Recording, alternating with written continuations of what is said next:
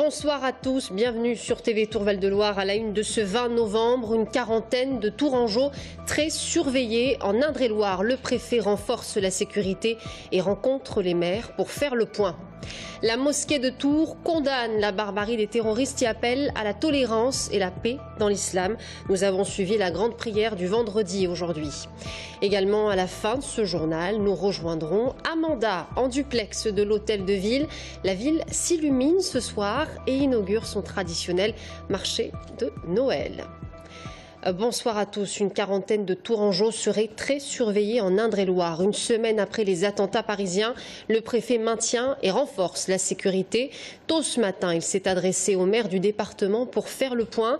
L'Indre-et-Loire, en vigilance renforcée, n'est pas à l'abri de toute menace. Florent Carrière.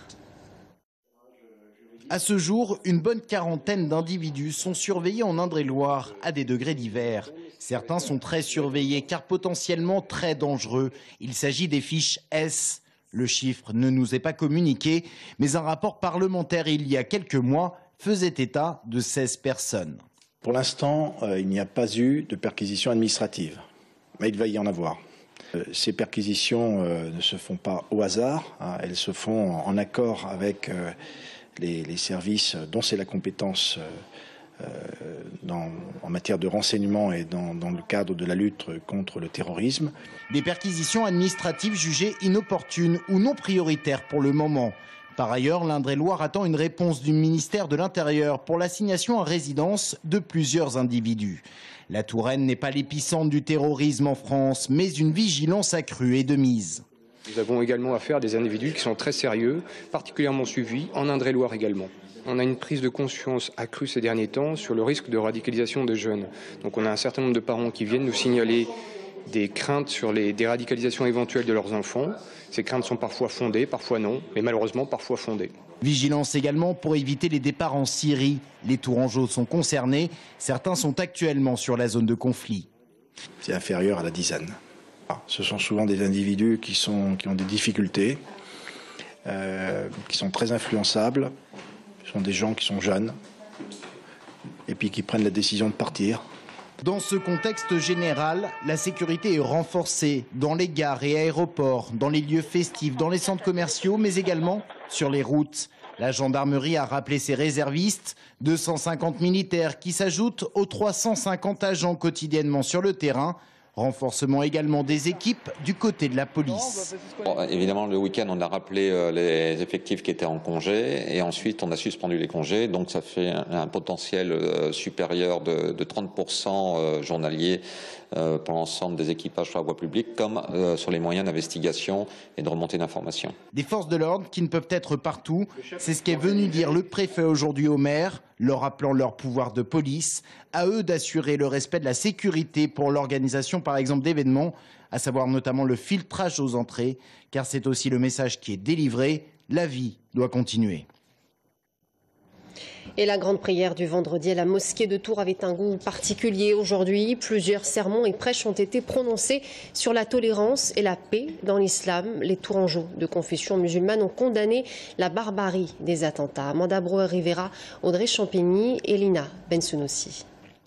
L'islam est une religion de paix et de tolérance et ne prêche et ne cautionne donc pas la violence, de quelque forme qu'elle soit. Comprenons-le, ne s'est pas propagé par la violence. Mais... Près de 150 fidèles étaient présents ce midi pour la prière du vendredi. Une prière un peu particulière au vu des événements de la semaine passée. Certains fidèles d'ailleurs ont préféré ne pas venir par crainte.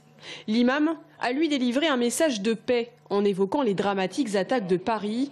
Un prêche qui a été bien reçu et bien compris par les musulmans de la mosquée de Tours. C'était vendredi, le samedi ou même dimanche ou même aujourd'hui, il y a des gens qui nous regardent un peu à travers et tout, mais on l'explique, on sourit. Voilà, on n'est pas pareil, faut pas faire l'amalgame, mais j'ai pas peur. C'est sûr qu'on a à se dire que voilà, on doit s'élever contre ces barbares et dire que en gros on doit lutter, c'est à nous de porter la voix pour dire qu'en fait ils ne sont pas du tout dans nos valeurs.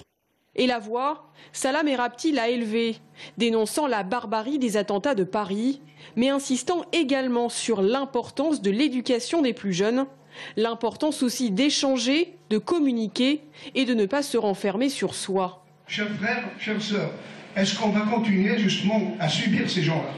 Je crois qu'il est temps que ça s'arrête. Il est temps, parce que comme on dit, qui ne dit mot consent. Quand il faut sortir dans la rue, il faut qu'on y aille. Parce qu'un voyou porte atteinte à toute la communauté musulmane. Mon idée, c'est justement d'attirer les parents qui sont souvent, qu'on n'entend pas beaucoup, parce que la majorité de la communauté musulmane est silencieuse. Ce n'est pas parce qu'ils sont d'accord, mais c'est comme ça, ils sont silencieux, ils ne disent pas. Voilà. Il ne faut pas qu'ils restent comme ça dans l'attente. Quand il y a un problème, quand ils voient un jeune qui commence à mal tourner, je leur ai dit, vous avez des numéros verts qui sont dans tous les lieux publics, à l'entrée des mosquées, qui prennent le téléphone et puis qu'ils appellent la police ou qu'ils appellent, à la rigueur, s'ils ne veulent pas appeler la police, qu'ils appellent ses parents. Particulièrement ciblés depuis les événements, les musulmans de Tours assurent néanmoins ne pas avoir reçu de menaces, ni même d'avoir été pris à partie ou insultés à cause de leur religion. Les armureries prises d'assaut depuis les attentats. Angoisse, peur, psychose. Certains veulent pouvoir être en mesure de se défendre. Au nord de Tours, une armurerie doit faire face à un flot d'appels et de visites inhabituelles. Romain Delville. Alors, ça, typiquement, c'est une arme pour chasser en montagne. D'accord ? Ouais. Dans cette armurerie de Notre-Dame-d'Oé, la clientèle est composée de chasseurs, de ceux qui pratiquent du tir sportif, d'amateurs du paintball ou encore de personnes qui veulent laisser des fusils en dépôt-vente. Pourtant, dans le milieu de la semaine, le gérant a reçu une cinquantaine d'appels téléphoniques, des gens qui souhaitent savoir quelles armes elles pouvaient acquérir sans permis de chasse ni de licence de tir. Le choix se résume, hors paintball ou hors softball pour jouer à la guerre entre copains, à une arme de poing non létale, le soft-gomme. On peut faire l'acquisition de ce type d'arme qui va tirer des projectiles 8,8 par 10. Donc c'est une arme de défense. Pour l'acquisition de cette arme, on aura besoin d'une visite médicale de moins d'un mois. En France, seuls les militaires et les forces de l'ordre ont le droit de porter une arme. En cas d'achat d'une arme, l'armurier tient un registre de police où est précisé le nom du détenteur ou de la détentrice. Pour acquérir un fusil, par exemple, pas besoin d'autorisation particulière. En revanche, c'est plus compliqué d'obtenir des balles. Pour l'acquisition des munitions, il faut forcément le permis de chasser et la validation du permis de l'année en cours. Là, c'est la loi. La loi nous impose ça, et ce qui est tout à fait logique. Il y a en revanche la question des répliques à l'identique, officiellement des joujoux, qui restent en suspens. Une des raisons pour laquelle Toys R Us a décidé de retirer toute arme factice de ses rayons. Ne pas justifier l'injustifiable ni nommer l'innommable, mais tenter de comprendre. Ce soir, ne ratez pas notre émission spéciale Attentat sur le plateau de Libre-Échange. Politique menée sur le sol français, politique extérieure. Spécialistes, politologues, philosophes, éducateurs de rue prennent la parole dans Libre-Échange. Je vous propose de regarder un extrait. On avait l'impression que la France était plus américaine que les Américains. Oui. On était le fer de lance, le porte-étendard, avec 12 chasseurs.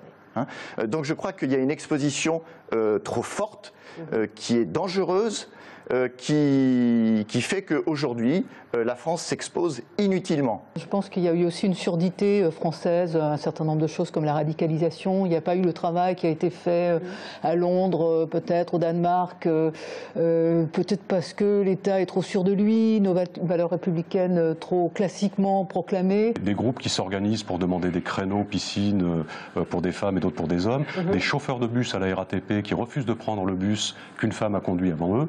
Enfin, il y a un moment donné qui pose le cadre, qui pose la limite, c'est-à-dire les fondamentaux de la République et de la laïcité, au-delà desquels, à l'intérieur desquels, rien n'est négociable. Les fondamentaux ne se négocient pas. Libre-Échange, c'est donc ce soir à 19h30, rediffusé à 22h45 sur TV Tours Val-de-Loire. Une flamme pour résister. Une semaine après les attentats, le comité SOS Racisme d'Indre-et-Loire appelle les habitants à allumer une bougie à leur fenêtre ce soir à 21h20. Sachez qu'un mur d'expression sera installé à la mairie de Tours afin de permettre aux personnes qui le souhaitent de s'exprimer. J'ajoute que les Tourangeaux sont également invités à lever leur verre place Plumereau, un geste hautement symbolique pour signifier la résistance. Place à une actualité plus légère. À présent, on prend la direction de l'hôtel de ville de Tours. Bonsoir Amanda. À 36 jours de la veille de Noël, la ville de Tours se pare de ses plus belles lumières et inaugure ce soir, malgré la pluie, le traditionnel marché de Noël. Écoutez, effectivement, comme vous le voyez, la météo n'est pas au rendez-vous, mais les Tourangeaux se sont quand même beaucoup déplacés pour assister au lancement des festivités de Noël. Il y a une dizaine de minutes, le maire Serge Babary a lancé le coup d'envoi des festivités.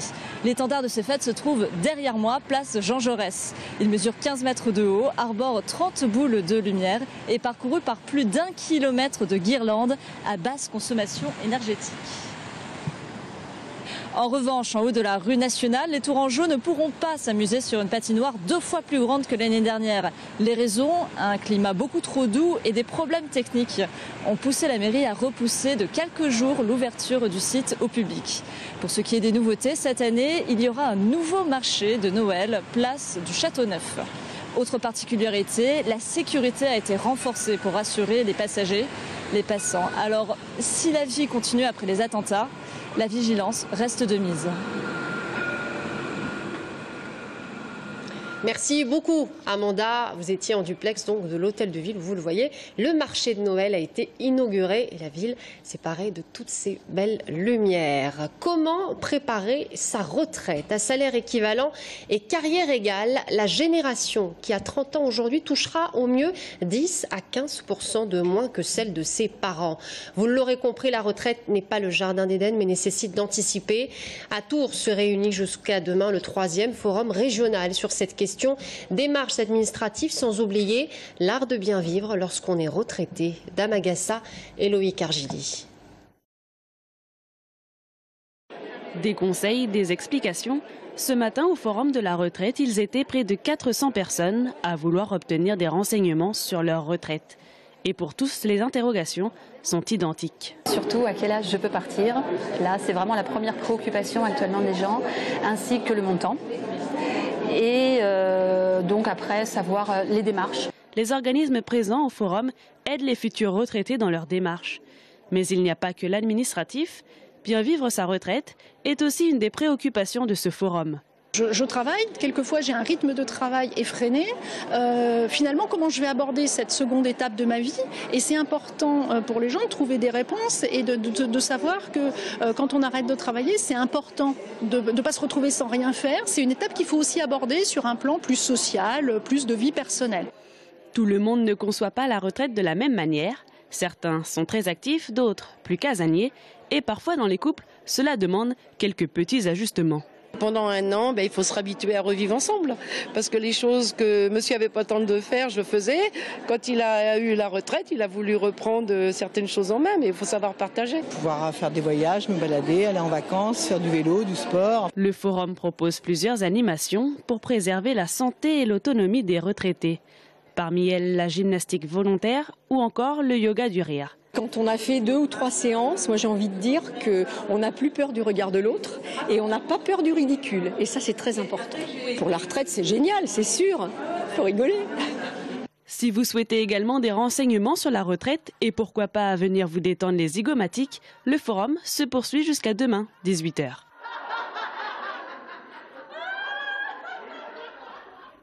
Dans un peu plus d'une heure, coup d'envoi du match Tours FC vient au stade de la Vallée du Cher. Demain, c'est le TVB qui affrontera Poitiers au Palais des Sports. 2 matchs qui promettent d'accueillir beaucoup de monde. Et les consignes de sécurité seront strictes ce week-end, comme vous l'explique Bastien Mathieu. Sécurité renforcée pour les rencontres sportives, que ce soit pour le foot dès ce soir ou pour le volley et le hockey demain. Des mesures ont été prises suite aux attentats de la semaine dernière. Ainsi, chaque individu voulant pénétrer dans une des enceintes sportives aura le droit à une fouille plus poussée qu'habituellement. Une autre mesure que l'on souhaite que notre public apporte, c'est d'éviter d'amener des sacs pour ne pas ralentir les fouilles aux entrées, de venir les mains dans les poches et bien entendu, s'il y a quelques cas particuliers, on les traitera, mais c'est mieux de leur part, de notre public qui vient de son sac. Cette décision fait suite à une concertation avec la préfecture et les services de police. Le personnel de sécurité sera également renforcé. Tout le personnel de palpation a été pratiquement doublé aux entrées du fait de la plus grande vigilance que l'on doit avoir à cet état. Des mesures effectives au moins jusqu'à la trêve de Noël. Même chose du côté du volleyball. Le TVB reçoit Poitiers demain soir à 19h30. Là encore, tout le monde sera fouillé. L'ouverture des portes se fera d'ailleurs dès 18h pour fluidifier l'entrée des spectateurs. À suivre, 135 élus et responsables écologistes s'opposent à la surenchère sécuritaire et aux mesures exceptionnelles prises par François Hollande. Pourquoi les Verts refusent l'état d'urgence? On en parle ce soir avec Benoît Faucheux, tête de liste ELV en Indre-et-Loire. À tout de suite.